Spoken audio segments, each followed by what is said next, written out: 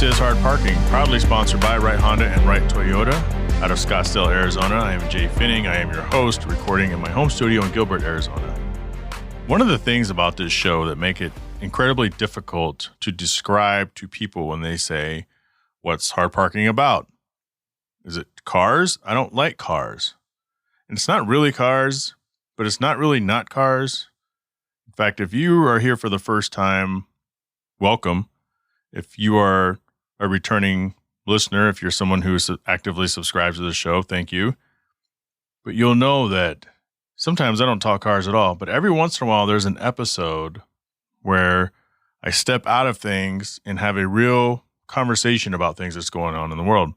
On this episode, I reached out to some podcast friends of mine, Marcus and John, and they were on my podcast a few years ago, and I was on their podcast as well. Back then they were called Real Talk with Jam, which stands for John and Marcus. Now they're the RTWJ Podcast. They are both members of the LGBT community, LGBT plus community. I was at the gym and I thought to myself, hey, okay, they have a new episode out. Let me listen to it. I haven't checked in with those guys for a while. I found myself, as I listened to it on the treadmill, I found myself wanting to become part of that conversation. And to me, that's one of the best qualities that a podcast has, is you listen for entertainment, you listen into the conversation. Sometimes you want to be part of that conversation. If it moves you in some way, if you find yourself laughing or getting angry or wanting to reach out and talk, to ask follow-up questions or to further explain something, that's a good podcast. And so I thought about just doing this episode without them, but I reached out to them, and I'm happy that they both decided to come back on, and we had a great time. And that's what's coming up. You know, I don't want to take up too much of your time until we get to that, but there's a lot to respond to. There's a lot of things that I think that I could have said in talking to myself about these things and talking to friends about, you know, what's going on in the LGBT community. Is there some infighting? There has to be infighting because Black people don't all get along. White people don't all get along. Girls don't always get along. Guys obviously don't always get along. Guys don't always get along with girls. So there has to be infighting, and there is. And I thought I could only get the perspective of people who are living that. Whatever that is, I'm not living that. And I think as you listen to this, you'll get a better understanding that we're all not that dissimilar. A lot of us are the same, no matter who we are and what we're into. All that coming up after this word from 4 Wheel Online. Jhae Pfenning here, and I want to tell you guys about 4 Wheel Online. For over a decade, 4 Wheel Online has been bringing the best truck accessories and truck parts to enhance the appearance and performance of all trucks and SUVs. They are dedicated to providing an extensive range of upgrades that will match any maker model on the road. The truck products cover everything you need to give your truck a custom look and added functionality. And if you need a tire and wheel package, head over and use the configuration tool. They carry all the major brands of wheels and tires, so go get outfitters today. So visit them online at 4Wheel Online or call them at 813-769-2451. Again, that's 4Wheel Online, the number 4 Wheel Online. Marcus and John, RTWJ Podcast, used to be Real Talk with Jam. You guys changed it at some point. It's my pleasure to welcome you guys back to Hard Parking. Thanks, Jay, for having us. Yes, absolutely.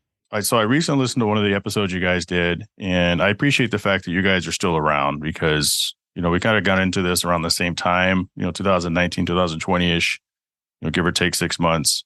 And a lot of the people that we probably communicated with from back then they're in the wind. Who knows what they're doing? And, whether you're doing an episode every week, once a month, once every other month, once every 2 weeks, it's just the fact that you're still doing it. It's awesome. So I check in with you guys every once in a while on that. Yeah, we appreciate you, Jay. It's been a long road for us. We started during the peak of the pandemic. And like you said, podcast we check into, gone, disappeared. So it's good to see you here and good to have us. A lot of Instagram accounts are just the profile pic and that's it. And there's nothing left there, so it's truly is amazing that we're still here. You're right. Last post, June 20th, 2021 or something crazy like that. You're just like, yes. Geez. Yeah. And their show is still online, but no new episodes. Interesting to see the changes, though. A couple ones that you follow, John, right? You had a couple favorites that you were listening to for a while, and I looked at them, and 2021, it seemed like 2021, as the pandemic started resolving, a lot of people just moved on to other things. So that shows that we are legit. We are true podcasters. Yes. No, it's true. And it's tough, man. This thing that we do is hard. And I've said it before on my show, and I'll keep on saying it, that this is not easy, whether you set up your own recordings and do it, whether you try to be a one-man show like I have here, whether you outsource editing, you still have to do it. And so it's pretty awesome you guys are there. So I recently listened to an episode at the gym, and I was telling you guys earlier, there's a few things that I want in a podcast that I think what makes a podcast worth listening to. And one of them, you guys check all the boxes, but the one that really intrigued me of talking to you guys on this one was I wanted to be part of the conversation as I'm sitting there or standing or walking on the treadmill. Fast though, guys, don't judge. Want to lose some weight here. And I thought hey, we hear you. So John, you shared a story, and this was the July 5th episode. It's called Pride Month 2023. Pride Gets Personal. And this was on the heels of, I think the episode released, I guess it was July 5th, but Pride Month was starting to wrap up, and you both decided to share some very personal stories, which I appreciate. So as I'm listening to John's story, I have all these, I'm like, okay, well, I understand that, and I identify with that. And, but, and then as I listen to Marcus's story, because Marcus came from a slightly different, his story was a little different. And, what I'm talking about here for the listeners is, they both came out. John came out when he was, technically, I guess you officially came out in high school, but, you had issues with kids in elementary and middle school. And then Marcus, you waited till you were in your 20s. And so your guys' experiences were a little different. And it's funny when you were saying that, Marcus, as you were explaining it, you go, but my experience was, and I finished your sentence when I was walking across the gym. Different. I go, yes, different. But I had a lot to respond to. And that's why we're here today. Yeah, it's both of us together combined. I mean, Marcus, his story is interesting because I knew Marcus years before he decided to come out. So, and I was there. I'm like, hey, buddy, it's all right. Be yourself, but I never pushed it with him. So, to see his experience and see him go through that growth, development, try to become the person he is today was just eye-opening. So I'm very proud of him. It took a long time. It was a very slow process, even just saying the word sometimes of I'm gay. It's like, I would say in other ways, kind of dance around the official. It really took a long time to accept. So it was definitely different than, and like you referenced, John's story is so intense. Just what he went through, some of the trauma he just experienced, way different than me coming out as a working adult. Past that stage of my life of school and all that was definitely different. Sure, totally. John, with yours, I can identify in certain ways. And one of the things, as we kind of step through some of the stuff, is our experiences in life, our perspectives, it's all relative to what we've gone through and what we've seen. And there's things that you went through that it sounds like you definitely felt that you were alone, and you weren't as alone, I guess, holistically as you may have thought, but, your surroundings kind of dictated, what you were thinking at the time. One of the things that you did say is, and I'm not trying to invalidate anything because I understand exactly where you're coming from. Of course. Yes. And my goal is to let you know you're not alone. And I feel like it is okay. And sure, it's easy for me to say sitting over here, but, I think that in today's society, nothing's easy, right? But overall, it's more socially acceptable to finally actually be yourself. And I don't know, as a kid, because kids are mean. But, one of the things you had said is one of the hardest parts, and you skipped around a little bit, but, is loving someone you can't have. You did say, well, obviously that's, you're in school and we all think we're in love with somebody, but just the point of, being able to come out and tell someone how you really feel about them, out of fear of, what would happen, and out of fear as you got older through your later teens, how kids treated you when you're in elementary and middle school. I would say that you came out, you're younger than we are. I forgot exactly how old you are. How old are you? I'm 30. 30. Okay. Yeah. You're young. Yeah. You're a baby. I'm 47, dude. And oh, dude, you're young too, man. I got 2 grandkids, man. But you That's great. came up in an era that, like, I don't know how I would have survived, to be honest with you. A lot of us, we sit around and we say, damn, I don't know how these kids do it. You know, they find a way to do it, but boy, it sure is hard in today's world with all the cyberbullying, not just regular bullying. You know, in our age, we would get bullied a lot as kids for anything. But once we came home, we never had to see it again, which is why kids never wanted to go back to school, right? But in your era, and kids younger and people a little older, you know, not to carbon date myself, if you have a smartphone, you have it. You go home, you have a computer, it's still there. So, I mean, props to you for getting to where you're at. I couldn't even imagine. But you had said that, you know, you were bullied. You had a really good friend you weren't even, you know, attracted to. But once you told, and I could be, go ahead and, you know, correct me if I'm wrong, but once you told him that you weren't into girls, stopped messing with you and probably started to bully and grab some people and kind of come at you a little bit. Yeah. You know, a lot of that, when I think back to it, and that statement you mentioned where it says, you know, the hardest thing is having or loving someone you can't have, right? And a lot of that really resonates with me, as in I couldn't love myself. And I couldn't find that love that I had for myself because, you know, just for quick context, the friend of mine was pretty cool, right? Talked to me about girls. He was going through struggles with a crush, you know, typical kind of stuff, you know, typical boyish stuff. We were talking about it, hanging out, stuff like that, conversations. And though I was able to give him advice, I wanted to be true to him. And I said, hey, you know what? Like, I can help you. You know, I can guide you in directions. I can give you pointers on how to talk to people, this and that. But I don't know how to fully answer these questions because I don't have the same attractions that you have. And, you know, I thought it was appropriate. I said, hey, you know what? Let me just give him some background so that he understands why I may not be able to answer all questions. And I thought this is the perfect opportunity. You know, there was nothing sexually attached to it because I was a kid. You know, I was in middle school, high school. I knew nothing of anything else but just being myself and just trying to offer suggestions. But it changed. I told him, completely changed.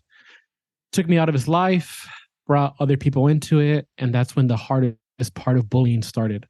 And it was difficult because it was in the transitional period of your life when you're still going, you know, you're growing, you're going through puberty, your body is changing, you have hormones, your thought process changes, critical thinking is being developed.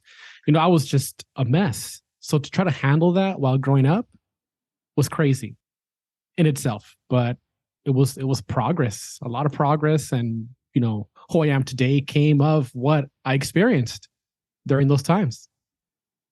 In listening to that, one of the reactions that I had as I was working out at the gym, because I'm not gay, but, you know, I've had some of those same challenges. And that's where feeling, hopefully coming away with, you know, not being afraid to be yourself and not feeling like you're alone, which is easier to say at that time. But, you know, I was adopted. My parents don't look anything like me. My brother doesn't look anything like me. He was also adopted. You know, we went to an elementary school in Texas. I had a lot of friends, had a lot of haters. And you like people and they don't always like you back. And I know you know that as an adult now, but I think there's 3 things that happen regardless of your sexual orientation when you decide to tell someone that you actually like them. And I think I'm not trying to oversimplify this at all, but I think it's a risk. And the closer you are to someone, the scarier it is, because either they could like you back, right? Probably less likely in your position, but it could happen. B, you land in the friend zone, or C, they just never talk to you again. You know, and everybody goes through those struggles, and it fucking sucks. You can curse on my show too, by the way. Okay. And it's, you know, I never knew who I was.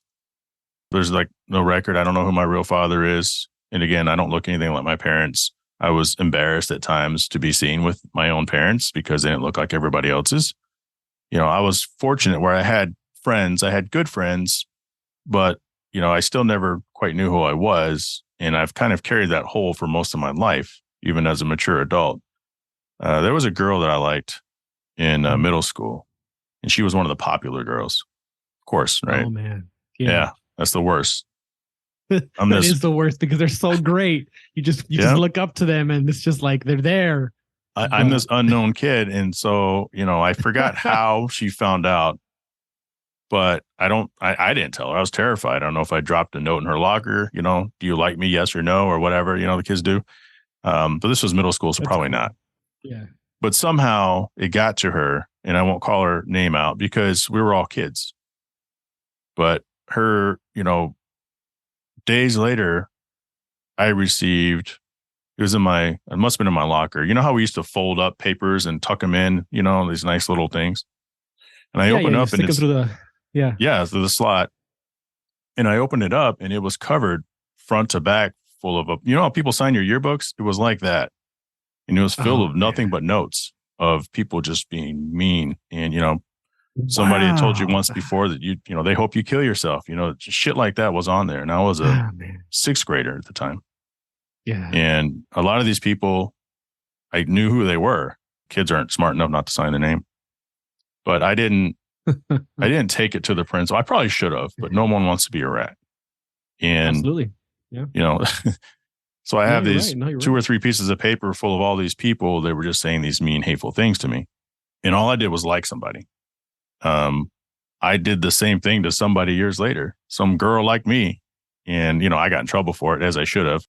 But it's, that's when I learned that lesson the hardest, that people don't, and sounds shitty, but it's just one of those hardcore things. It's like, I can like someone, they may not like me back.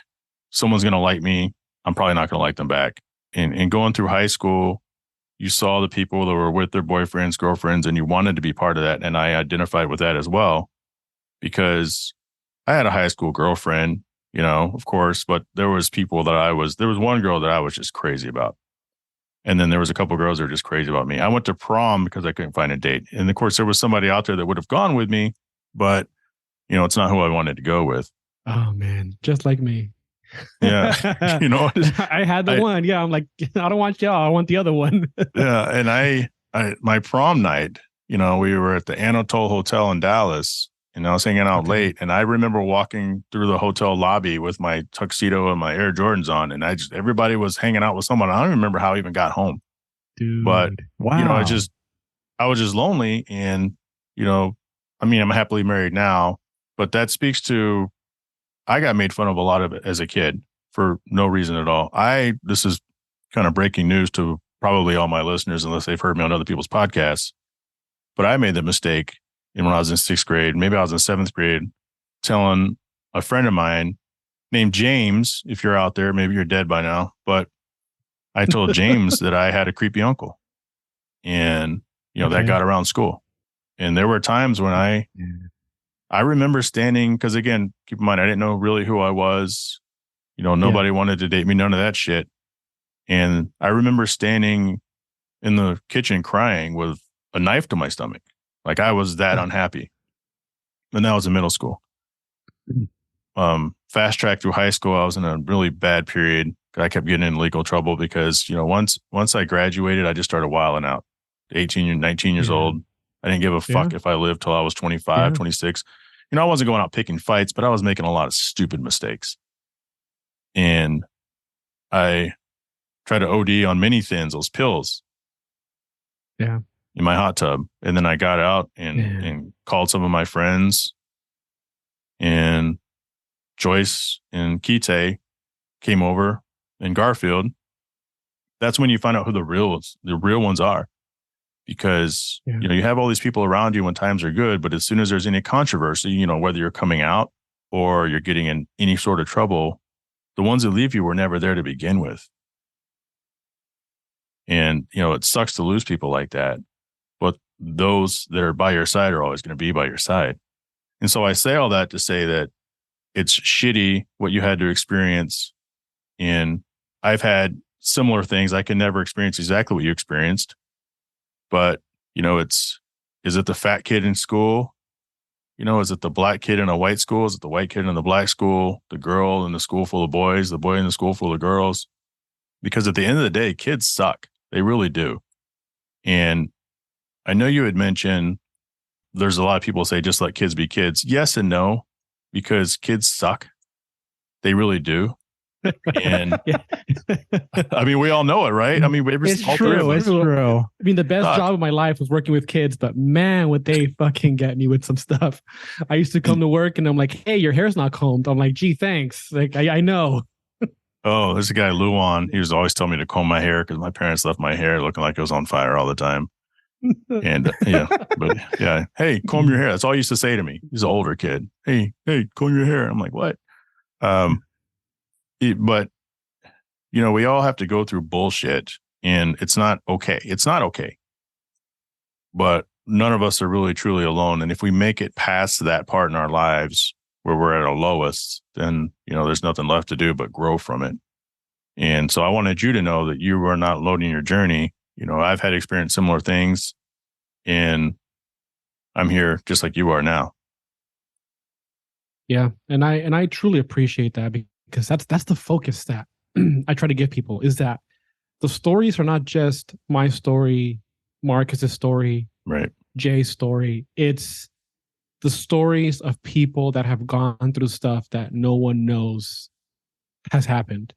And you yourself wanted to be a kid, you wanted to be a teenager, you wanted to experience what we think was being a teenager, what we think was being a kid, but we were bombarded, whether you were gay, whether you were straight, black, white, Mexican, whatever you were still struggling through those issues. So it's not just the gay issue, it's people issues, it's things that as people we've gone through.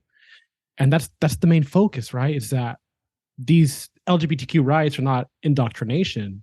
Nonetheless, they're not. They're just experiences of what we as people have gone through, because kids do suck. Man, one time this kid, I was working at the school with like 6th graders, and I turned around to face the whiteboard. He grabbed this burrito, launched it at full speed. It hit me in the back of the head, just beans and rice flying everywhere, man. And I wanted to turn around and be like, you fucker. Like, I said, man, you, woo.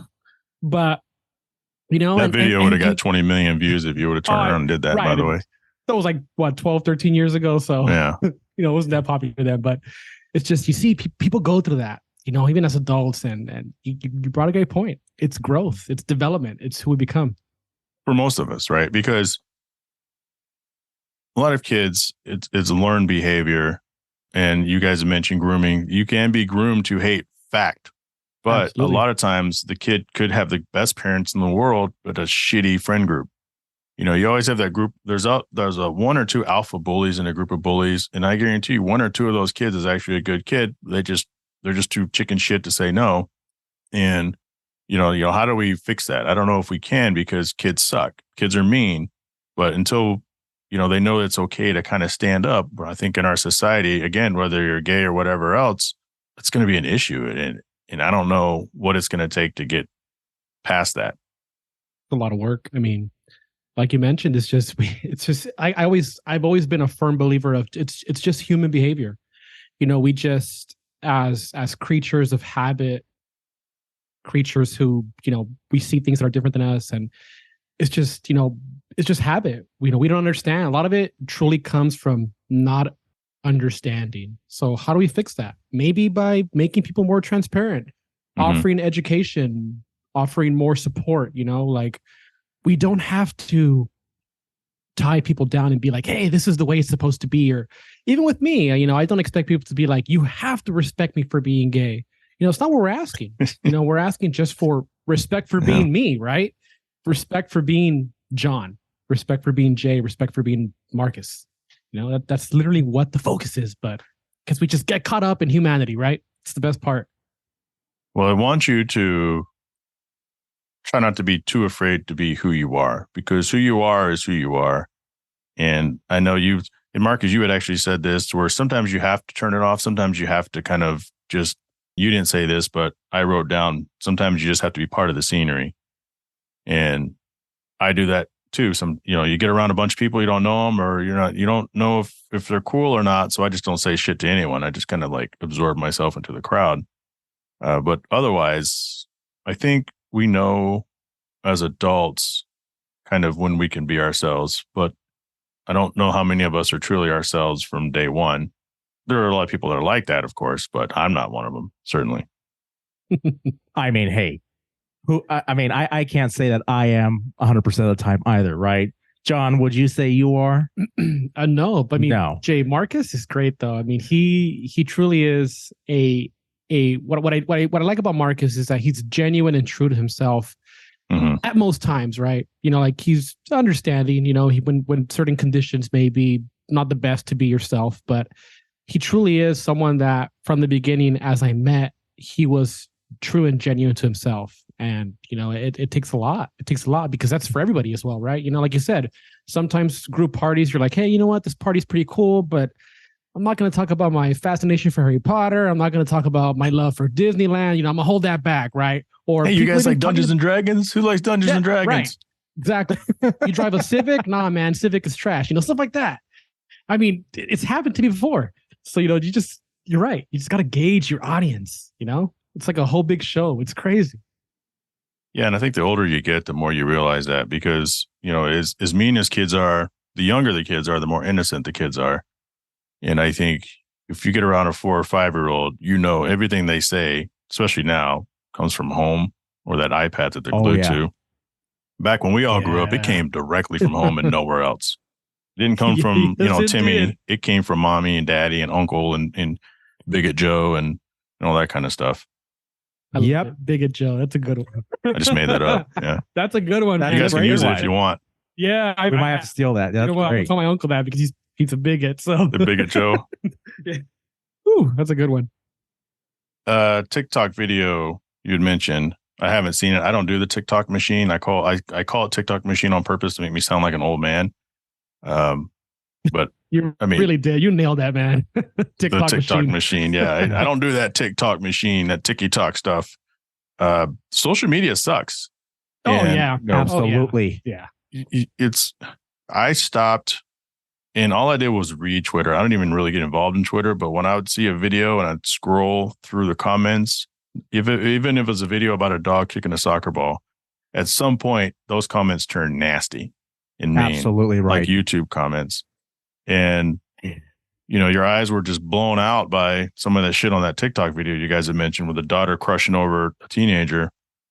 But it doesn't surprise me because people are weird, man. Yeah, I was taken aback because we are so hyper focused on issues that, of course, are important, right? Children are important. The innocence of children, the ability to give someone, knowledge that they may not understand is difficult. But this video, it was this little girl. I mean, had to be 4 or 5 years old, crushing over this. I'm assuming a teenage boy, probably 17, 18.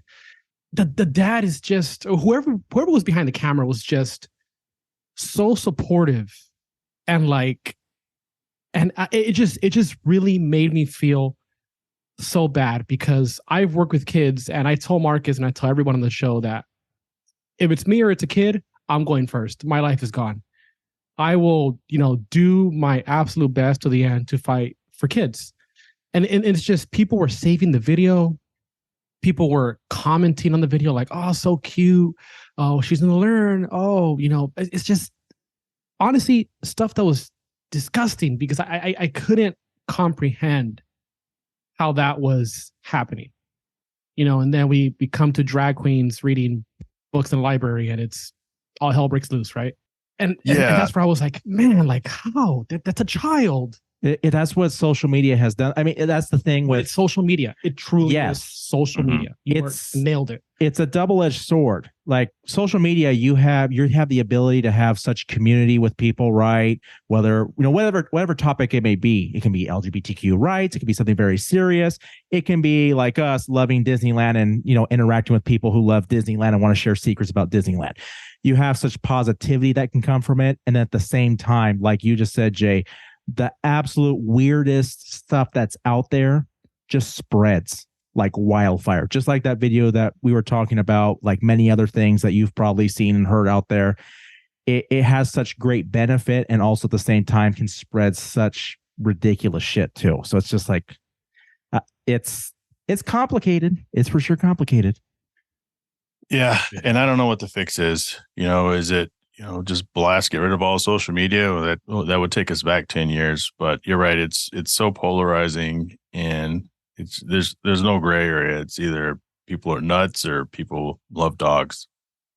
Exactly. Really, exactly. You're absolutely right. Dogs. I did a paper on social media and how it's so beneficial to what as a society we can do, right? For example, the fires in Hawaii are devastating. And thanks to social media, we can see the impact of people, their lives, donate, help, assist, right? Those are the benefits. Those are the beauty of social media. On the other hand, we see people that have, taken their own life because of bullying, that people that have been accused of stuff they haven't even done. But social media, it's just a two-way street, but completely different in many areas. It's the court of public opinion. Marcus, what are some of the challenges that you had coming out later? You mentioned some of them, but I would say that if my wife and I got a divorce, I wouldn't know what the fuck to do, because I am terrified of going out there and trying to date amongst all these kids in these apps. And I know I sound even older than I did, 10 minutes ago. I can't imagine coming out and then starting over. Absolutely. I mean, it really is just like you've mentioned, it's challenging. I've gone out to many bars, clubs. I've been LA, San Diego, Vegas. I've gone out there and checked things out, especially since I've been out openly. And it is hard. Look, so John's 30, I'm 31. All right. So I'm not 18, 19, 20, like some of these beautiful kids are, right? They're all beautiful. They're all thin. They're all energetic and wonderful. They're out till 4 in the morning. Yes. I'm going to happy hour. Yeah, I'm at happy hour getting the 2-for-1 specials. I'm going to bed thinking about, I got a meeting in the morning. I'm past that point, like that prime of excitement and being out in the world and being out at a club or at a bar and ready to meet people and party and have fun. I'm not at that stage in life. So to kind of be out in the open how I am now, it's tough just to, at times, I guess, I don't want to focus too much on regret, but there is kind of a cost of, well, when I was younger, I wasn't out. I wasn't able to enjoy kind of being out in the, gay culture, gay community. When I felt younger, better about myself, I'm now in this kind of position later in life where I don't feel like I'm prime. Right. Yeah. And I know with the kids, wait till you're 40. It just goes downhill by the day. Being old, I'm like, buddy, you're 31. So yes, but you still face that challenge, especially you go out at night and you're seeing all the young kids, all the young gays are out there. They're just ready to go for it. How do they look at us? They're like, oh, there's the dad right there. Yeah, because I pull out my phone and I hold it in front of my face. I think your uncle's here. Yeah, literally. Yeah. I pull out my phone in front of my face and they just all stare at me like, what are you looking at? I said, well, sorry. That's just, what? Yeah. And I'm talking about I want a well drink and they don't know what that. They just know what the prettiest, most beautiful, tastiest drink is on the menu. They don't know what the specials are. It's just, I'm not at their level, their caliber, and to be kind of exploring being openly gay at my age is just a little more challenging. It really is. It is tough. Just like you said, if you were to divorce your wife and go out there, you're not 19, 20. You're not going to get the attention from the crowd of a 19, 20-year-old. And it just makes it a little more challenging. Self-esteem wise, I'm older. I have my esteem. I'm like you've said, I'm an adult. I have some concept of myself and my worth, but still, it would be nice to be the center of attention, but I'm not going to be compared to some of the beautiful people that are there. So it's just tough not to know that I'm not going to be at the top of the group when I'm out. And it's just the barriers are a little more, the opportunities are a little less. I still don't regret, there's obviously no regret. Still feels great to be out open now. It's kind of that whole thing of why waste another day? Why waste another minute in hiding? But there's still that feeling of, I wish I would have done it sooner and had to have more, life experiences than what I have now. So you kind of go back and forth with kind of some of the regret, and then also still having to be positive, embrace what's good about being out now versus waiting another 5 to 10 years. So it's challenging. I guess that's kind of the summary, more or less, of it. Yeah, you had brought up community, and so that's one of the questions, because I feel like there would be kind of a civil war within the gay community, and it almost became, well, you kind of get it because maybe you didn't come out soon enough, or you didn't experience some of the things that other people experiences, or maybe you're not gay enough, or you don't drag, so you're not this, you're not that. Talk to me about that, because sure, to me, I can see how that would happen, because that's just how people are. People are like that in sports. Like, when did you become a fan of this team? Oh, were you born there? Oh, you're just a bandwagoner. It's like, no, I can like the team, whether I just started liking them last year or Exactly. Yeah. Talk about those. Absolutely. I mean, I'll start, and then John, you take over after. Just kind of a little bit about, we don't really share a lot of like what we look like on our show. We don't have a lot of pictures of us. Just to give you kind of a quick description, and John, we'll show you at the end of the show. We'll give you fill in as you like to. You fill in with your little comments, but essentially, I am a larger build, half Hispanic, half white. I have tattoos on my arms, so I have all black ink. I tend to wear darker colors. I am not, maybe, especially when maybe I go to LA, for example, you get into West Hollywood, where you have maybe some members of the gay community maybe are a little more, if you want to say, for lack of a better term, flamboyant, wear very bright colors, maybe, do makeup, other things, right? They're very into having a specific appearance. And then I show up and I look like how I do. I look like some scary, thug, basically, and I'm there at a gay bar looking like that. You get the looks. You do get the looks. You get the, especially if I'm not wearing name brand designer, whatever the case is. Right. Every bar is different, every situation is different, but there is sometimes a standard of, if you truly belong in this place, or this is a place where you're supposed to be, you're going to look this way or act this way. And I am just the anomaly of everything. I just violate all the rules. You get the stares, you get the looks, you get John, you'll be able to elaborate more too on this, but you get that feeling of, ew, you don't actually belong here. What are you doing here? You get those facial expressions, you get that kind of attitude from people. And it's horrible. It's horrible just because I don't fit in a specific place, the definition of what I'm supposed to look like. So even, we talk, people talk about, my gay card, whatever you want to, people say, speak like that. Right. My gay card doesn't work everywhere for some groups, unfortunately. So I go through that. And yeah, I've dealt with that, where people just look at me like, yeah, you're out of place. Doesn't matter. Even if you're gay, whatever the case is, you don't fit our group. You're not our style. So you really nailed it. Interesting point. Marcus and I are both in Southern California, right? Yeah. We're specifically in Orange County, which is south of LA County. And, LA has a very prominent neighborhood for, I guess, LGBTQ and the community, West Hollywood. I was young. I went there, in my teens, which shouldn't have been in there, but I was 16, 17 years old in the club. Hello. And, having a field day. But it's so different there. It's so different than Marcus and I, who don't, quote, fit within the community, don't go there. We go other places. We go to San Diego because it's much more friendly. People are much more accepting. And it's so hard to say that, because we are in a community that is looking for acceptance, right? And love and support. Yet within our own community, we degrade each other. There are bigots. There are people who are racist. There are people who shame others. There are people who haze others. There are people who just are mean. And it's like, why? Why are we like this? We should be here to support each other. But Marcus and I walk in somewhere and they just both they stare at us because I mean, I'm wearing like a Nirvana t-shirt and some jeans and like a backwards hat. And it's kind of like, hey, what are you doing here? This club, you're supposed to wear button-ups or you're supposed to wear this. And I'm like, no, this is what I feel like wearing because this is who I am, right? Yeah. I mean, it's just like everyone, like you said, you truly nailed it on the head, with that experience of people, right? Whether, you're marginalized or minority or whatever the case is, or just anybody, frankly, someone is not going to like you. Someone is not going to accept you. For example, I love the Angels.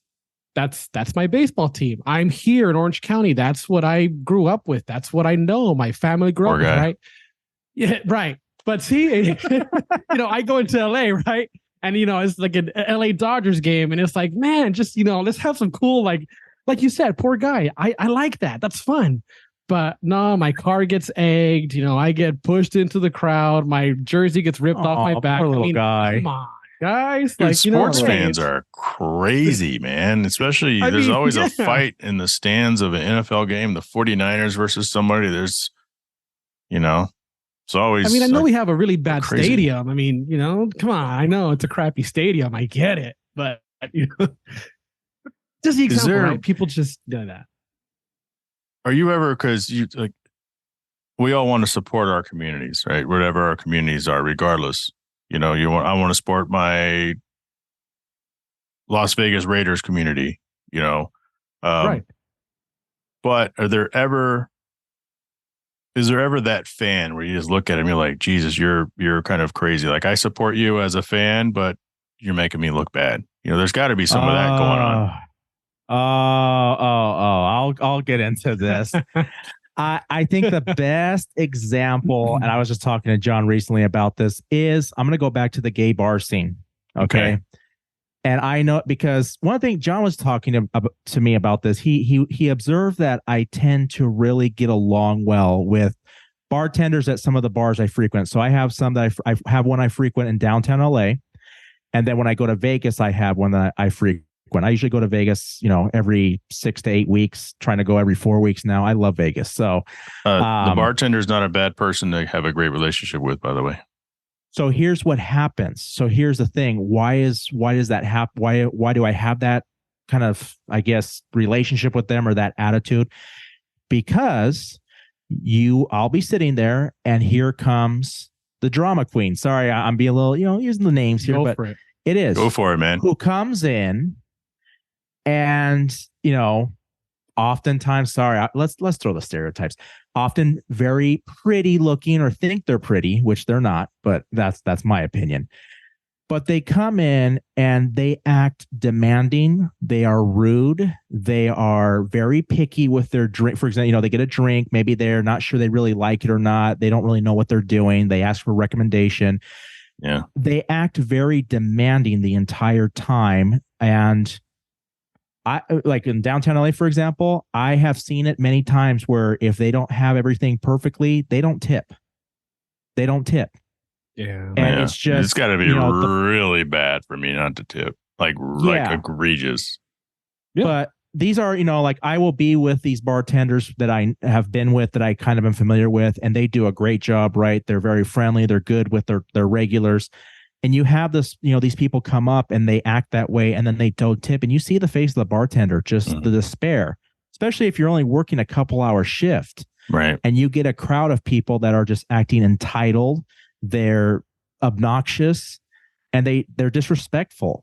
And it's like, what are you guys doing? Why are you acting like this? Again, I think the whole point is like, right, we're talking about how even with pride and things, it's us against the world, this and that, right? The world's attacking us.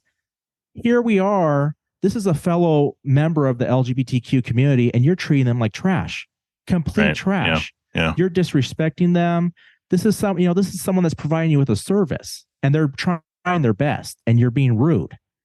And they act like, I see it all the time, and it's just heartbreaking. It's like, already we have to fight and, try and have a space, right? Gay bars are not on every corner. They're few and far between. We have the space to be, feel safe, feel accepted. And then we're acting like this in what's supposed to be a safe space. Yeah. We're acting like fools. It's like, come on.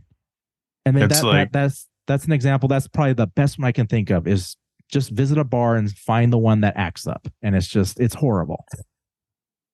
That's the gay version of Chris Rock, right?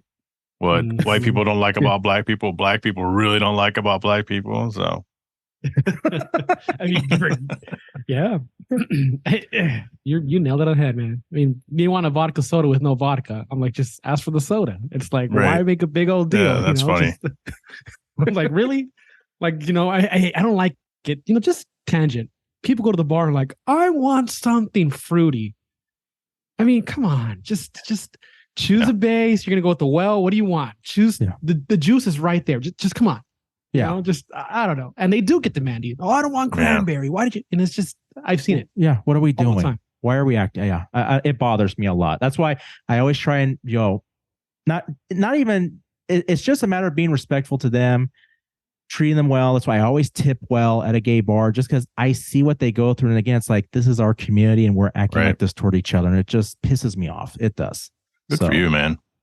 Yeah. Let's go to some questions here. Sure.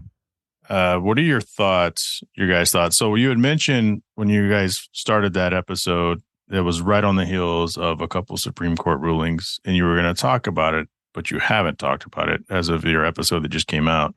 Yeah, work in progress. Yeah. Okay. So we don't have to get into the weeds of that, but I think they had ruled against someone not wanting to, I don't know, make a website or some shit for a gay couple. But I think, and I could be misspeaking here because I didn't dig as deep as I usually do, but ruling that it's okay to refuse service. I have mixed feelings on that. What are your thoughts on that? I have my cousin's also gay. Actually, my favorite cousin's actually Eddie and Jose. And they had put up posts. So, I know exactly where they're at with that. But, what are your guys' thoughts on that? I mean, that's a good one because I'm a firm believer of, as a private business, you have the ability to serve the needs of your customers as best you can, right? Like, for example, if you go into a store that sells motorcycles, don't expect to buy a car there. That's what they specialize in, right? But what I don't like is when decisions are fueled by hatred or a lack of understanding. I say this I say this many times and I say it again. LGBTQ rights are not indoctrination. We're not asking for people to forcefully believe and forcefully, whatever the case is. In that particular case, the language and the way the case was brought up and the way the case was handled was not the best way to do that. I think that there's a lot of stuff that we don't know behind the law and behind the process of the case, right? And stuff that happened that led up to the decision. Most likely, yep.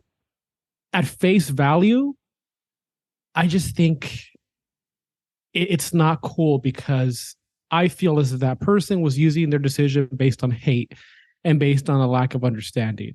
If you want to refuse customers, that's fine. You can just say, hey, you know what? Unfortunately, I'm not going to be able to make that cake. I'm not going to be able to make that order just because I don't have the supplies or whatever the case is. But I just think that it could be a two-way street because at the same time, okay, she might be Christian. She might be doing it not out of hate, right? She might love these people. She might accept them, but she just might not feel comfortable because that is her prerogative. That's her decision. And I as well support that as, that's fine if you don't want to do it. That's fine if that's not within your comfort level. But can we do it in a way that's more respectful? That's what I'm looking for. Right. I'm looking for that because you don't have to believe everything. You don't have to do it. That's okay. I will respect your religion. I will stand by you. I will fight for you and your religion. Just find a way to be a little more, I guess, respectful, so to speak. I mean, like in that case, let's say the cake example, like you brought up, John. you have, right, you're in a bakery and you decide, hey, I'm not comfortable, like he said.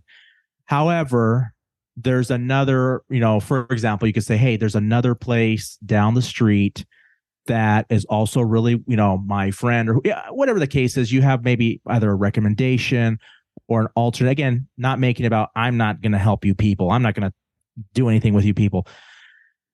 It could be approached differently of, it's not comfortable for me, but hey, there's a place down the street. Maybe try them. They're also very highly rated. See if they might be able to assist with it. I recommend them. Try that. I don't know. I just, like you said, John, you don't have to make it a big statement of hate when, even if you're not comfortable, you can still end it on a positive note, on a respectful note. I think the thing is, even like John and I with kind of our platform, our view overall, it's about respect in the end. It's about respecting people as human beings, treating people decently as human beings, even if you're not in line with, lifestyle, whether it has to do with, say, sexual orientation, whatever the case is. That's my thing, is just treat me still as a human, even if you can't necessarily go along with me. Yeah. Don't degrade me in the process, even if you can't, assist me, whatever the case is. Just, I still want to feel like I'm a human being. I'm respected as a human being. But see, our community, I also think that our community has to understand that as well. And I know it may seem absolutely hard to say that, but our community has to understand that not everyone is still going to be supportive. And that's okay, because you can respect people still and not have to be supportive. And our community needs to get that. Hey, you know what? There are some businesses that may not best serve my needs. For example, if you just have, if you go to a restaurant and you're allergic to certain ingredients, you're not going to purposely go to a restaurant that serves only those ingredients, right? You're going to find alternates. Hopefully not. Unfortunately, right. But that's kind of that's the case, right? We have to just find that kind of tune. So that's what we think about that. It's hard because we get hate mail for that. While you guys are supposed to fully support and you guys are supposed to fully embrace your culture and your identity, we are embracing this. We are supporting it, but we have to. So you get that kind of hate mail. Yeah. We have to find those balances. We have to find that agreement, because we're all people. We are all still learning. And if we expect people to like and love us, we got to give them the chance to at least learn and at least try their best. That's it. Yeah, I think that's where I'm kind of torn on that. I think businesses should have the right to refuse service. They all have the right. It's written on their door, but there better be a damn good reason. And otherwise, they open themselves up to litigation. You can't just, if Marcus, you go in there, John, you go into a place and want something, and they just say, I don't serve your kind here. What the fuck does that mean? Absolutely. Right? If you go in there and you're dumping over tables and shit like that, and you're yelling and screaming and you're belligerent and you're drunk, then of course we don't serve your kind here. So I think there needs to be, and I don't know, I haven't looked at the details, or I'm sure there's a lot of outcry, but again, I don't know the details of what transpired in that specific case. But I think they should have the right to refuse service to anyone, but it better be a damn good reason.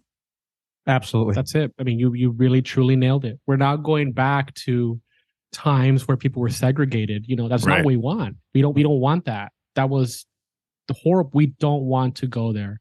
And I'm afraid that little steps like this, little issues like this, will somehow, some way translate into bigger legislation, into bigger issues, into bigger things that we have to deal with. That not only will affect LGBTQ members, but will affect minorities, marginalized groups, people suffering through poverty, right? It just translates into this huge issue, and that's what I'm afraid of. So this case is important nonetheless, right?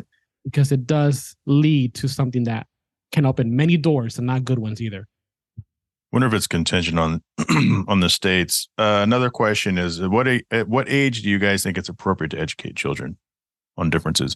Because I'm pretty sure kids aren't watching Sesame Street anymore. There's no more Mr. Rogers, and that's what Mr. Rogers did, right? Yeah. It's right. So where does that come from? And when I was coming up, we had sex education class, but that wasn't until we were in middle school. And I don't know if that'd be the appropriate thing. I don't even think they even had that anymore. But what age do you think that's an appropriate conversation to have with children? So I'll start, and then I know John has a couple of thoughts on this. So in terms of, I think there's two issues. So I think there's awareness of the presence of LGBTQ members of our community versus probably what you're more getting into in terms of actually discussing the processes from a sexual education standpoint. So when it comes to awareness, my opinion is pretty much LGBTQ individuals are part of society. So, acknowledging, for example, that one child may have a mother and a father, another child may have two fathers, another child may have two mothers. That's a conversation. I mean, children are very aware and attentive of the world, especially when they're young. Normalizing that from just a kind of family structure perspective, I think starts very young. John, I'm going to let you talk a little more because you had some thoughts, maybe more on the sexual education perspective. So at least from that side, I think it's important because here's the thing, here's the reality. Regardless of belief systems, ideologies, LGBTQ individuals are part of society. Children someday, when they grow up, are going to have to work with people who are transsexual, gay, lesbian, whatever the case is. They're going to encounter these individuals both in school, college, work, throughout their lives. That's how I learned. So it's something that it's just reality. So that's where I would say in terms of awareness, it starts young. I mean, you made a good point. Yeah, you truly do it. You Marcus nailed it on the. He made a good point. For example, for perspective, my nephew, he's 3 years old. I have a nephew, which love him to death. His parents actually just introduced to him the proper terminology for his anatomy. Hey, this is a penis, this is a vagina, right? And they taught him and they gave him knowledge and stuff like that. Yeah, so they hands off your bebbles. And this, my grandson yelling at him all the time. Yeah, they got him on the hand and they boom, But my thing is, I think that is absolutely what needs to take some time. And I get it. And I get it. As parents, we are mama bear, papa bear. We are there to defend, fight, and protect our kids. Absolutely. And I'm a strong believer of that. I think it should be handled the same way as a heterosexual couple is handled. Because I was taught when I was a child that having a mom and having a dad was the correct family dynamic, right? I was taught that. So I think in the same way we can teach as well that some kids might have different parents, might have a single mom, might have a single dad. There's a lot of different family dynamics. I think with sexual health, it takes a while. I think we have to be able to gauge the time when an individual, a child, can critically comprehend what is being said to them. And could that be when they're 5 years old? Could that be when they get into their teens? That's just dependent on the environment and the factors that the kids are growing up in. But we just have to be aware of when kids are able to think critically, because that's a huge point. Critical thinking. Right, Let them develop that understanding. You're not going to tell a kid that's 3 years old, hey, by the way, this is how babies are made. I don't think that's appropriate at that time, personally. That's my opinion. I think that the time will come when those conversations can happen. Maybe more so around puberty, right? Because there is a transition in the body. But all this just has to be truly gauged by the experiences that kids are having within their own family dynamics. It's important, though, to teach sexual health, because I grew up in an environment where I had a creepy uncle and I wasn't taught certain parts of sexual health and anatomy. So I would think it's appropriate for my uncle to hug me a certain way, right? I'm not saying anything ever happened, because nothing did. Right. But just that encounter of the way my uncle would hug me wasn't comfortable to me. I knew it wasn't comfortable, but I wasn't taught that. So I think that teaching it's interesting kids how kids pick up on that. Right. Because I felt so uncomfortable, right? I was like, well, this does not feel good. But if I was taught, hey, no one should touch you below here. No one should touch you below here because that's your personal private area, right? That's your personal space. It's your body. It's your right. I think that that's important, though, to educate kids, because there are a lot of bad people out there. And, our kids are exposed to different environments, school, stores, family members. I went through that. The uncle's not here no more. He passed away. Bless his heart. But, he was creepy. And I think that would have saved me. Nothing ever happened, but it was just uncomfortable. What about the movement of allowing kids to choose what they feel like they're leaning toward at such a young age. You know, if you have a 5-year-old playing with Barbie dolls, 5-year-old kid, male boy playing with Barbie dolls, and a 5-year-old girl running up trees, I think that's a little early, you know, to decide what your child's doing. Yeah, I completely agree because it happened to me. I told you I was 5, 6, 7. I think my first actual probably attraction to any sort of gender wasn't until I was like 13, 14 years old, right? So I played with Barbies. My brothers played with cars. I also played with cars. Right. You know, and my dad would tell me, no, you're supposed to play with cars, right? And I'm like, well, Dad, I don't know what I'm supposed to play with. I'm a kid. I want to play with my toys. You know, You don't I care really what it is. What the fuck the toys are. Yeah. Just, you know, let me play with my toys. So I think that but then again, it's the exposure, right? When I was a kid, there wasn't a lot of exposure to a lot of stuff that we see now. I mean, my siblings, Right. my cousins, nephews, you know, they have phones. They're like 6 years old. I'm like, what? You know, how do you have a cell phone?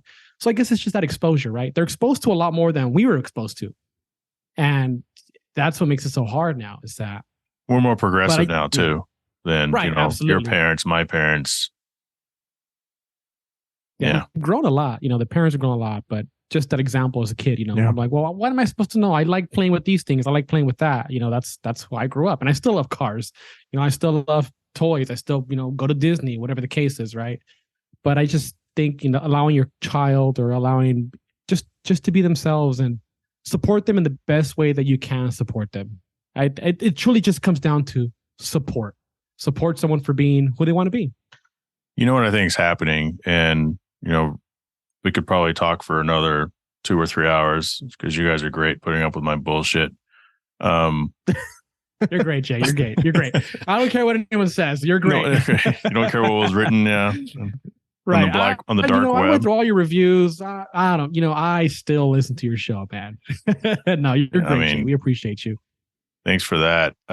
So you guys have brought up the blocking of transgender healthcare, and I looked that up, and God, there's a lot more states out there than I thought. Yeah. They kept on saying youth, right? So that kind of brings us back to sort of what we were talking about. You know, if someone's actually going to, and it's probably more than just this, but if you're 13 or 14 and you want to take the hormones and go through a transition, you know, should you really be able to, or should you be 18, 20, 22? I know I've been around people at work that have done that, gone through, and I know statistically there's no turning back, which can be a terrible thing, and a lot of times it does lead to suicide. Yeah. But this is more than that. Can you kind of tell us, you know, in a few minutes, kind of what this actually is, you know, saying besides just a transition? So it's as you well have referenced, Jay, it's a very complicated issue. So yeah, a couple of things, kind of what comes to mind for me is that, first of all, I would say with youth, you know, I know we talk a lot about youth and it's like, oh, what do we do? In the end, if someone is truly, for example, let's say you have a boy, a male, you know, 13, 14, 15 years old, and they truly believe they are a female and want to be a female. When you deny someone their authentic self, there are huge implications in terms of mental health, in terms of self-esteem, right? So you're dealing with all of that. That is the reality. So kind of starting off, I guess I would say merely just denying a young person that opportunity, just flat out saying it's illegal, it's banned, no, you can't do it, really doesn't consider those implications. I think where I would like to see the conversation steered versus instead of saying yes or no, illegal or allow it, I would really like to see us more focus on the process of having someone that is underage go through that. What are the ideal, for example, from a counseling perspective, right? In terms of the medical perspective, what are the best practices or processes if we have a young person that feels as though they want to identify with a different gender? What's the healthiest, most appropriate way to approach that? I've noticed in the kind of the discourse, the political discussion of it, we don't get into that part of it. Right. We just get into that's very superficial, yes or no. Yeah. And kind of like my position before in terms of LGBTQ individuals exist, we have to be aware of them and that we have to kind of coexist. In the same way, we are going to have individuals that are going to question their gender identity, possibly want to identify with the other gender than what they were at birth. That's going to happen. What is the most responsible, healthiest way for that individual, for society? Let's have the discussion there versus just simply yes or no and just kind of, having a blanket answer to it. That's kind of, I know it's not quite a perfect answer, a definite answer, but I think honestly, that's where the conversation needs to be. But I think until we get people out of just don't allow it. No, they can't do it.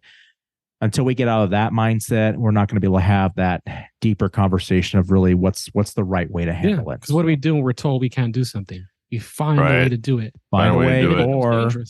Or you degrade because you can't be who you are, and your self-esteem and mental health just goes down the toilet, and that's not going to do anything positive in the end. So that's such a crazy age too, Right. Scientifically, our brains aren't where they should be. But I agree. I think there should be maybe a counseling period. Like, are you sure? Let's go to these, sessions with trained professionals to make sure this is what you really want to do. And you better be damn sure. Because absolutely, yeah. Denying really outright seems tough. Denying outright. Yeah. So we had an incident, and they don't listen to my podcast, but we were out, last weekend, and we were celebrating a friend's, a very awesome achievement. We were walking out of a club, and I was kind of trailing. And by the time I came out, a friend of mine was going back and forth with the guy at the door. And I was like, I thought maybe they knew each other. Right. Okay. My friend had asked the doorman a question. Sounds like he asked him several times. The door guy wiped his eyes and flicked him off. And he was like, oh, okay, this might be something. And then the question was, are you wearing eyeliner? And the guy's like, no, I told you I'm not. And it's like, okay, why are we having this conversation? Wait, you don't know this guy? And that turned into a huge, huge fight between my friend and his wife. But he and I, we talked quite a bit that night. And those personality types are out there. And otherwise, he's a great person, but I didn't realize how strong he was in his stance against those things until that night. So he lost a few points, with me, but the thought is, he goes, that guy has eyeshadow on or mascara, whatever. Is it mascara? I think it's mascara, whatever. And I go, how do you know? Because I know. I said, why does it matter? Like, who fucking cares? It doesn't fucking matter. Like, we're sitting here talking about this for 20 minutes. He goes, it matters to me. I was like, why does it matter to you? Right? Because I've gone on this huge tirade, before, not on the actual podcast, about people get angry about things that don't necessarily have anything to do with them. And that's the problem. That's the problem you guys are facing in your community. It's the fact that, but full circle before I go, because I can go on that rant for, 15, 20 minutes. He goes, well, my son, a few years ago, when he was 18, he was painting his nails. I go, okay. And I don't want my kid to be doing that. I go, okay, well, if you want to be that parent, that's up to you to be that parent, but you can't impose that on other people. Like, you have no idea, what the situation is there. And then I told him, I go, dude, when I was 18 or 19, I was painting my nails too. This was in 1996. People looked at me like I was crazy. I started off with a dice, an old Jordan thing. And the next thing you know, all my nails are black. And I'm out there playing pickup basketball. And people are like, oh, I'm like, oh, would you be afraid of me? I'm going to dunk on you now. But, I'm as straight as they get. Right. Yeah. But, that doesn't mean anything, and it's, that takes you back, to little boy playing with Barbie in the little pink truck, or the little girl, because I mean, almost every woman I know in my life at some point was a tomboy. Are they even allowed to be tomboys in 2023? Or are they declaring their sexuality when they crawl up a tree instead of putting on a dress? Right. But, going back to people being upset about things, I think one of the things, because one of the questions that I didn't ask was about businesses taking a social stance or taking a stance on something, case in point, Anheuser-Busch with the Bud Light, right? Correct. People, not that Bud Light's any good. It's not the worst beer I've had, but. Right. But that's the focus, right? The beer is not good. Now, Bud Light sales are terrible, like statistically. And so I say, I don't like that. I don't like that they came out in support of whatever, I don't even remember the name of something, 3-syllable name, McLoney? Dylan. Yeah. Dylan. We'll just call it Dylan. We'll just say Dylan. Yeah. Right? It's like, who cares? Like, if that's what Anheuser-Busch wants to do, why does it hurt you? And I think the thought that people have is, I'll support it. Like, I support your guys, right, to be in the community, but don't make me feel like I have to do it or else I am anti this or anti that. And I think it's the disease that people don't like being told what to do or what to think. Absolutely. And so I think when more of these corporations come out and show support, people feel like they're being personally attacked, when at the end of the day, it really has nothing to do with them. And I don't know what the fix for that is. Does corporate America stay out of social issues? Well, I don't know. It's Ford making I call it the Kodak trucks. They made a special trucks dedicated to like the flag, right? The LGBTQ flag. Yeah. And people lost their minds. It's like, how does that impact you? And, and no one wants to have that conversation. So that's a great point, but I also like to give people the question. And I give even our listeners this question. And I ask them, okay, we're told by companies to take a stance on social issues, right? But as someone that comes from the gay community, I have watched for many years corporations take a stance on heterosexual issues. And, I don't have any backlash on that because it's just what it is, right? Yeah. There comes a point though where I've always said this. If companies want to take a stance on social issues, they're a company. They have every right to do so. But put your money where your mouth is. If your organization supports the movement of a lot of stuff and anti, if they support good movements, then donate to causes that support good movements. I don't want to see on June 1st your logo turn into a rainbow and then you're still donating to organizations that degrade, attack, and go against the LGBT community. Same thing with other organizations, right? Fair. If there's like an issue with racism or police brutality, for example, do companies take stance on those issues? Absolutely, but put your money where your mouth is. If you're going to make a stance, support organizations, individuals that do get there. And as consumers, we have every right. You don't want to support a business, you don't want to support an organization, that's fine.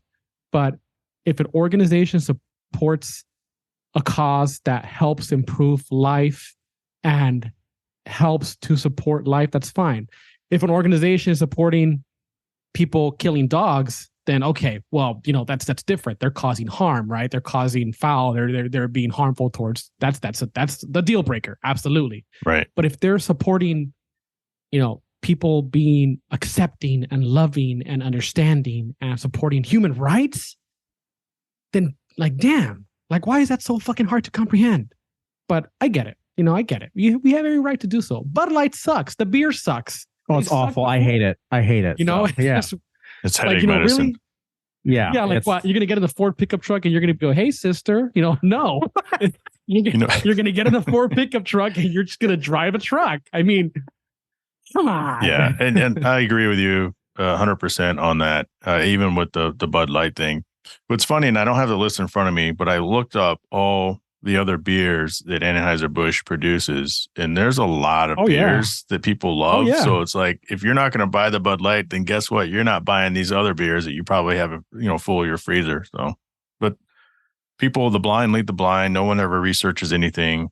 it's just popular to kind of go with the flow, I guess. That's the issue right there. That's it. That's all it takes. Just give your time, get on the computer, find some resources, learn a little bit about stuff, and you'd be surprised to find out that a lot of these cases, a lot of these issues keep trickling down, and we just got to learn how to educate ourselves. I mean, John, I told you before too, people also have major control issues in their life. People, we can go on end, right? The economy, whatever the case is, people feel out of control. These types of issues, like with Bud Light, when they say, I'm not going to buy it again, right? Even though they don't Disney, research by the it way, completely, also. just like you said. Yeah. It's like, I'm not doing this. It gives them like a moment of control and power over themselves and their lives. Like, oh, you see how people get. They get really enthusiastic when they say, I'm not going to do it.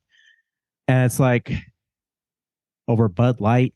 But you know what's But it funny? gives them that little moment of, I'm controlling myself and I have control, when in reality their lives are well out of control. Did you know that company, the parent company of Bud Light, and like you said, that makes these beers, And Anheuser-Busch. they have a lot of Anheuser-Busch. investment in stocks and certain, I don't know how it works, that involves the Florida state pension system. Yes. So the state of Florida is now having issues, and they sent a letter to this company saying, hey, your stocks are down, so they're affecting the funding and the viability of our state pension system. I mean, come on. It's a moment of feeling a little control and power. You're messing up your own pensions. I don't know. I know. It's a complicated situation. It really is. Marcus and John, thank you so much for spending a good part of your afternoon with me. You guys have been great. Of course. Absolutely, Jay. It's always a pleasure. If you guys ever want to join, let me know. We can get up here. Oh, really quick. What happened to your Civics? Like, one of you doesn't have a car anymore. That's me. That's Marcus. I bought a 2022 Honda Civic Sport. Oh, good for you. I think it's beautiful. I think it's a great car, man. I'm not gonna lie. Compared to the Civic trims before, I think they did a really good refresh. It's a quality built car. I like the inside. I like the dynamics it has. I mean, I wish it had fog lights, but he starts this. He has these moments where he starts to shit about, I should have gotten this. I should have gotten that. It's a beautiful car. I wanted a Civic Type R. I did. The color isn't his rims. You have black rims, right? They're rims. Yeah, but for a sport trim, they're beautiful. It's pretty good. He did the black tint. The car looks incredible. So it's automatic. Marcus, was yours the one that was shitty? I knew one of you had a nice one, and one you had kind of a like the starter version of it or whatever. Yeah, he had the starter version. Yeah, he's always this guy has always been a little fancy. Marcus will make a right turn, his left hubcap fly. Oh, shut up. It didn't do that. But he had, what was your 2014, what you had before was a 2014 Honda Civic. I ran that. What was what was it? It was a EX. Yeah. See, I always went with the LX. Yeah. I was cheap. I'm cheap. So he's always had the nicer car. Why do car companies keep doing this? Get us an answer, Jay. I don't understand it. All these trims, it pisses me off. Just I'll work on it. Please do. Yeah. Make 3. I can do 3 trims. Deal. Thanks, guys. Thank Jay. You. Have a great day. I want to thank John and Marcus for joining the show. It was a great time. This is actually one of the few episodes that I upload to YouTube, and I do the whole YouTube production for it as well. So if you want to check it out or send it to your friends, go to the YouTube page, Hard Parker Media, and it'll be right there. Put a lot of work into it because it's worth it to me. It's worth it to me to make my guests sound great because I'm going to sound great. And it's worth it to me to put something out there that's worth talking about. And to me, to us, to you, the listener, I think we all agree that subject matter, that community, your community, my community, it's worth talking about. One of the things that I was talking to another good friend of mine about this, that I bounced a lot of ideas off, and the thought was, okay, why we have all the companies, the people who boycott Bud Light, the people who boycott Ford. I think we talked about that with Marcus and John. How does it impact you? People love to get upset about shit. People love to get upset about things that don't impact them personally. And if it does, then why? Because you don't agree with it. That's not good enough.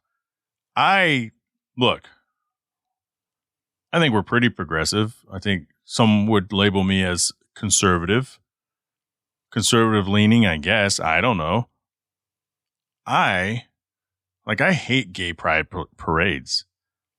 The thought of going to a drag show couldn't be any more not interested. I don't like that at all. I don't like that shit. I don't like parades. I also can't stand screamer music, super heavy metal, Harley Davidson, big bike meets, Mexican clubs. I don't like the music. I'm still trying to get into the music, the Puerto Rican music, after being married for 20 years. But if you want to come here and you want to go to a Mexican club, we're going. If you want to go to a motorcycle meet for Harleys, we're going. You want to go to a screamer metal concert?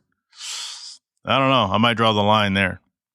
But I'm not going to show up and cause a scene. I'm not going to tell someone that they can't go if they enjoy it. If I have visitors, if I have family that comes from out of town and that's what they want to do, I'm not going to sit at home while they do it. Sure, you're my guest. Let's go do it. I can always find a way to have a good time. I'm not that prideful to where it's like, well, I don't want to be seen there, any of that shit. I know who I am as a person. So if I'm hanging out if I'm the only person in a group of 6 and everybody else is part of the LGBT community, so fucking what? I know who I am and they know who I am. You have to know who you are and then ask yourself, why does this bother you so much? Now, one of the examples that I've given in the past, it's you could do your thing. If you want to fly the pride flag, great. But as soon as you require other people to do it, that's when people get annoyed. And they don't care what it is. People don't want to be told that they have to do anything.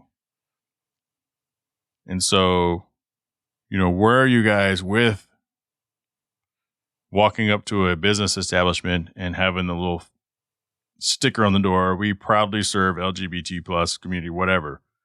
I've seen that before and I've thought, why does that matter? Why does that matter? But I didn't stop and not go in. I was like, I went inside, sat down, ordered food, had a beer. Like, I don't care that much. I wonder, why does that matter? But it doesn't bother me. As soon as I'm going to Walmart or Target's probably a bad example because some of you are, get your pants in a wad over Target taking a stance or showing support too, which that's a you problem. But as soon as I go somewhere and now I can't get served because I'm not in the LGBT community, then I start to have a problem with it. But until I go to the bank and there's a teller line, and you can only be in that line if you're part of the LGBTQ community, then who cares on the aspect of getting upset? You don't have to agree with anything in life. What is the impact to you? That's the problem that a lot of people have. Why does it matter to you if somebody is wearing something you don't like, if someone is dressing a way you don't like, if someone has all mascara and you don't like, if someone's driving a pink car, what does it matter to you? It doesn't impact your ability to do what you need to get done. Because as soon as it does, I understand there's an issue and we need to work that issue out, whatever that issue is. So as I sit here, as I'm editing this episode, like I was already done with this closing and I'm adding this in right now because of a story that just broke. I remember listening to Marcus say before in the past that he's afraid sometimes to go out because he doesn't want to be a martyr. And I've thought to myself before, come on, Marcus, especially knowing that how he described himself, he fits right in with anyone. He's a chameleon, essentially. He's not coming in with the bright colors and the makeup and the drag and any of that stuff. But I had said just a few minutes ago in the closing about the store owner with the flag in the window. And when I see that, I notice it. But I notice it not because I have an issue with it. I notice it because it's usually not there. And that's one of those things that people feel like this is being forced upon them. But I also said I would go right into the place. I would eat. I would drink. I did that before, and I'll continue to do that. But I read this. Sunday, August 20th. The story broke today, this afternoon.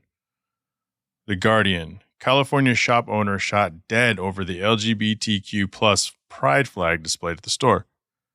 A man made comments about the flag at Laura Ann Carlton's store in Cedar Glen and killed her before being shot and killed by police. This is the type of stuff that Marcus, John, more flamboyant people in that community are fearful of. A store owner was shot and killed. I'm sure it wasn't, look at this flag, I'm pulling out my gun and shooting you. There were probably some sort of a heated exchange, but still. And that goes back to, what does it matter if this person has mascara on? It doesn't fucking matter. Why does it matter to you? And the guy's dead after he killed someone. The police shot and killed this person. Laura Ann Carlton, 66, was pronounced dead at the scene of the shooting on Friday night. So this was Friday. This was a couple days ago, and this just broke. Officials said that during an initial altercation at Carlton's clothing store, a male suspect made several disparaging remarks about the rainbow flag that stood outside the store before shooting Carlton. He then fled the scene, and they ran him down, looks like, and killed him. We got to change. We have to change. We have to change our outlook. We have to change, again, if stuff like that, if seeing the flag bothers you that much, you need to talk to someone. It's just like my example of going to the parades, to going to the concerts of music I don't care about. You could only not like something that much. But as soon as you make it an issue, as soon as you take action, violence, as soon as you verbally insult and demean other people because of what they're into, even if you're not, that's when it becomes a problem. And you started it. You started that. So, if you haven't given me a review yet, give me a review, and it better be positive. I want to thank Right Honda and Right Toyota, 4wheelonline.com, Cell Shop Wireless Services, Patreon business supporter, Kuya Automotive out of Winter Garden, Florida, Pell Construction of Candoni, Michigan, Big House Small Home Design, Ashburn, Virginia, Traverse City, Michigan, Shaping Success with Wes Tankersley out of Boise, Idaho. If you're in a position to help the podcast upgrade, join the Patreon for as little as $3 a month to get access to bonus audio as well as show swag. I create separate podcast, completely different episodes sometimes, just for the people on Patreon. Special thanks to Mark Stoneman, Catherine Cox, Eddie Ramos, Richard Graves, Byron Jones, Bo Jung, Alex Gumina, Drew Bunkley, and David Garner. Have anything for the show, hardparkingpodcast@gmail.com. Go to the store, hardparkingpod.com, to pick up merchandise. Follow me on Instagram @Pfenning. And remember, share this with a friend. Share this episode with a friend. Because I can't grow without you telling the world how great this show was. Let's do this. Let's grow this thing together. Now we'll talk to you all next week. Shut up! Now it's stripping time. Ain't nobody got time for that.